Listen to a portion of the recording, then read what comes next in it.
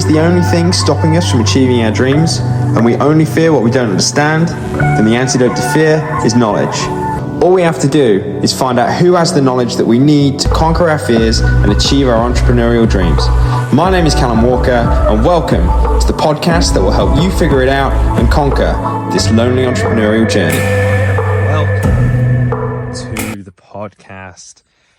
So today, I really want to talk to you about how we can get the most out of our own performance, how we can get the most out of our own mental performance, and really use nutrition, exercise, sleep optimization as a way to really ensure that the output of work that we actually deliver is of the highest standard that it can possibly be. But then also, and I think this is probably the biggest part, that we're able to fully enjoy this process because we're genuinely enjoying it. And I find it is so hard to enjoy this process when you are knackered, when you are exhausted, when you have no energy and your capacity is just at a very, very low level. You know, don't forget, this journey of running a business, running a coaching business, is very energy demanding, very, very energy demanding, because I think the most energy demanding thing in life is dealing with people, because you're not only just giving off your own energy in terms of, you know, the level of enthusiasm, the level of drive, the level of care that you have in terms of the delivery of your coaching and the relationship you have with someone, but also a lot of the time you can end up taking on your client's energy. What do I mean by that? Well, I'm sure that you've probably come to realize this, that being a coach, you got in for the fitness side of things, but you're more like a therapist to your clients. I'm sure that has probably happened to you and dawned on you that unfortunately you do not go down the path of becoming a fitness coach. You end up becoming a therapist who uses exercise, nutrition, and sleep as a way to basically deliver therapy to your clients. Yeah, that's how it kind of ends up. But yeah, the reason why I kind of bring this up is that, like I said, that, you know, you can take on your own client's energy, and that can be so, wow, hello, echo, that can be so energy demanding on us. And I think that we can sometimes maybe kick ourselves because we feel like we're not getting enough done, and we label that as procrastination. And I think there comes a point where we do have to be honest with ourselves as to whether we are procrastinating or not. And at the end of the day, that procrastination slows us down if we don't view it correctly. And we can then kind of beat ourselves up because it's like, oh, I'm just not doing this. I'm just not moving forward with things. Or you may feel like you're spinning so many plates that you just don't have time to do all of the things that you need in order to move your coaching business forward. But I don't think it's a time thing. I think it's actually an energy thing. It's really about you don't have enough energy to be able to do those things. And that's because you're giving out so much energy when it comes to the delivery. And that's fantastic because it shows that you really, really care. You know, this whole business in general is so exhausting because not only do you have to deliver, but then you've also got to think about, where am I getting clients from? I've got to do my marketing. I've then got to sell. I've then got to focus on my finances. I've then got to be a partner, a brother, a friend, a son. And it can just rip you to pieces. And it can be exhausting, and it can feel like you're not getting anywhere. Or maybe even you're not able to continue this at the highest level that you truly want to, and that can be really frustrating. And I understand that because that's exactly where I was at, and I occasionally fall into the trap of just having no energy. And what I want to kind of share with you is kind of two things. The first thing is that what is amazing about being a fitness coach is that you actually have the solution in the palm of your hand. The solution to this energy in the palm of your hand. What do I mean by that? Well, the way that I can articulate this is, again, as I always kind of do, is tell you a story. So effectively, if I look at my day today, I've got a brand new assistant. She's fabulous. She's very, very exciting. And she's really going to help me kind of grow this thing even further. And I spent this morning really planning out our meeting. Spent about 2-3 hours this morning planning out that meeting. Then I had a meeting with her, which was an hour and a half. And then I had a 2-hour call for the next level coach, where I was really delivering all about low carb and ketogenic diets. And if you've ever been on a call with me, you know that I don't half-ass it. I very much throw an insane amount of energy out there, and I really, really do try my best every single time to just put the most into it. And that is fatiguing. It's exciting. It's fabulous, but it's also fatiguing. It takes, it requires energy to be able to deliver those things. So if I look at it, I went from 7 through to 3 p.m. straight through. Now, also on my list of things to do was I needed to film some podcast episodes. I need to check in with my assistant and nail the tasks that we've set out. I've then also got to do 17 other different things. And that requires energy. Now, I finished that call at 3 o'clock. It was a 2-hour masterclass that I delivered. Lots of energy delivered. And also it was off the back of everything that I'd done through since 7 a.m. Now, in a past life, what I would have done is that I just finished that course. Like, oh my God, I've got loads of stuff I've got to do. Got loads of stuff I've got to do. And I was very fried at the end of that call. I was very, very fatigued. I was very, very fried. And I was like, whoa, yeah. Whew. Now, what I would have previously done is go, right, okay, my mentality is I've got to work. So from that 3 o'clock, I then go, I've got to film podcast episodes. I've got to do this. I've got to do that. And I would have tried to carry on all the way through and fit it all in.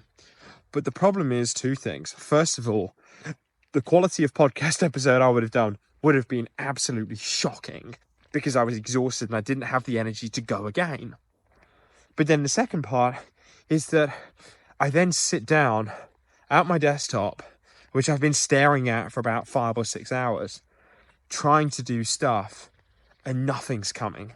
Nothing is coming because I'm fried, and I end up just blankly staring at a screen, trying to get something done, but nothing's getting done, trying to push through, but nothing's there to actually be able to push through. And then I end up just getting frustrated because I'm not making progress, I'm not moving forward, I'm not getting my tasks done. But then because those tasks then don't get done, a backlog is created. It's then added to what I need to do tomorrow. And that used to be my life over and over and over and over again. And I'm going to be real, sometimes I fall back into that trap and I have to snap out of it. And it's challenging because my subconscious, my unconscious mind is programmed to do that because that's what we've always done. And also there's this mentality, you've just got to work. You work 9 till 5, but you have to work 8 to 9 hours in a day minimum or whatever, because that's what society says. But just remember, you're an entrepreneur. You run your own business. I know it may not seem this way sometimes, but you run your own diary. And that means because you run your own diary, you can plan your own diary. You can do what you want when you want. That is the beauty of entrepreneurship. You can do that. Whether we exercise that or not on a regular basis is a different conversation. But use that time immediately after to go, okay, right. And this is what changed for me today. Finished my call at 3. That inner instinct and that inner urge was like, right, go and do some work, go and do some work, go and do some work. But fortunately, because I've trained myself over and over again, I took a breath, breathed out, and I went, right, I need to go and get some energy. I need to go and reclaim some energy. get some energy back to then put that energy into the work that I'm doing later, because that energy is going to require, that work is going to require energy.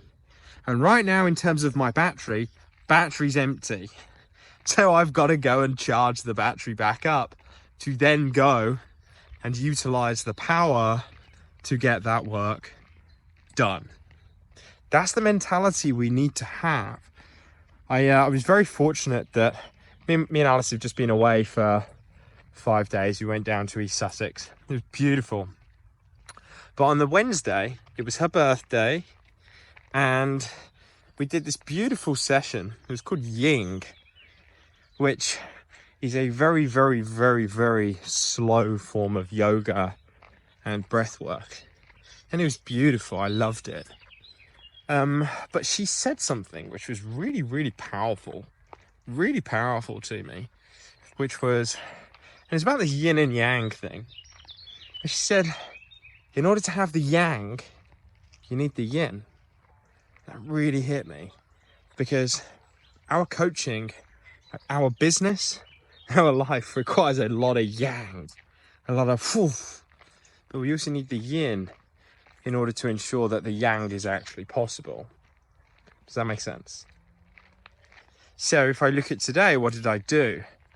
Well, and why did I say earlier that you actually have the solution in the palm of your hand? Well, it's quite paradoxical. Exercise tires you out, but it gives you energy. Changing your physiological state gives you energy.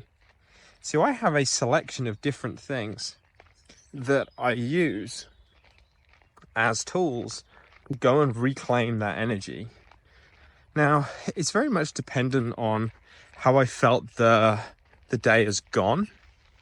So sometimes that will be a very, very high intensity interval training session, and I'll really, really go and push myself. I'm like, yes, that's exactly what I needed. But then sometimes it's, I don't need that. Things have been going very, very quickly today. I actually need something to just kind of reground and just have an element of like calm and tranquility. So today, for example, I wasn't in that specific state. If I'm in that state, I'll go and do a yoga session or some meditation. But today I was a little bit like, right, okay, I'm going to do some breath work and then I'm going to have an ice bath. So it was amazing because I've got a really, really lovely playlist now. I did some breath work. I did the Wim Hof breathing. It was beautiful. I feel amazing. You feel so alive, vibrant, and yeah, I just feel very, very clear. And then I changed my state and went into my cold plunge, and it just reinvigorated me, revitalized me. It just put some energy back into me, then be able to go and execute my tasks later on today in a way that is enjoyable. So what I say to you here is utilize all of the strategies that if you're working with me, that you're learning from myself, or the strategies that you have available to you already from an exercise point of view, from a nutritional perspective, whether you're into yoga, meditation, breath work, cold water therapy. All of these things fall into one key category, which is changing your physiological state. So make sure that throughout the day, you go and put time periods in, little time blocks in, to change your state, to really be able to ensure that you have the opportunity and the time to go and put some yin back into you, to then go and have the yang. Because I promise you, if you do this journey becomes so much more fun. It becomes so much more enjoyable. And when you're having more fun with it, when you're having more enjoyment with it, people pick up on that. My clients have always kind of said to me, I know when you haven't been particularly enjoying this, it's come through in your energy. People pick up on that stuff. So if you want to attract more clients, if you want to have better relationships with your clients, But more importantly, if you just want to enjoy this thing, you know, sometime along the way, I know with myself, I very much forgot that I have the privilege of running my own business. I have the privilege of being able to do this, to go, right, this is what I want to do with my life, I'm going to do it. And I've very much fallen into victim mode previously. We're going, oh, woe is me, I've got a business and things are really, really hard. Like, that hasn't served anyone. So just don't forget, you are the product. You are the product of your business. You are the product of your coaching. Your clients are buying you, and you're the most important aspect of this thing. So we need to make sure that there's a good amount of energy available to you. So as an exercise or an activity, I'd highly urge you to go, okay, right, what can I incorporate into my day to really be able to change my physiological state? Whether that's going for a walk without headphones. I find the meditative practices really, really beneficial. So more mindful practices are really, really great in changing my physical state. So whether that's going for a walk without headphones, whether it's doing a cold water bath, whether it's doing some breath work, whether it's doing some yoga, or just a standard meditation, or like a body scan. So you doing like something like a yoga nidra, or as Andrew Huberman talks about, a NSDR. Those are my favorite ones when I'm very much in go mode and when I'm very much in delivery mode, because there's a lot of yang being put out there, and that's where kind of high intensity stuff, I don't need more yang there. I actually need more yin. But then if I'm kind of in like sales mode or marketing mode more, I'm like, right, I need some more yang. And the yin isn't going to get me anywhere. So, you know, we need to have that fine balance between, you know, contentment and peace, but then also drive and go. i.e., we need a nice balance of serotonin and a nice balance of dopamine. And I think that's the real kind of secret that we want to pursue. Never forget, if every single one of your clients gave you just one new client, you've doubled your business.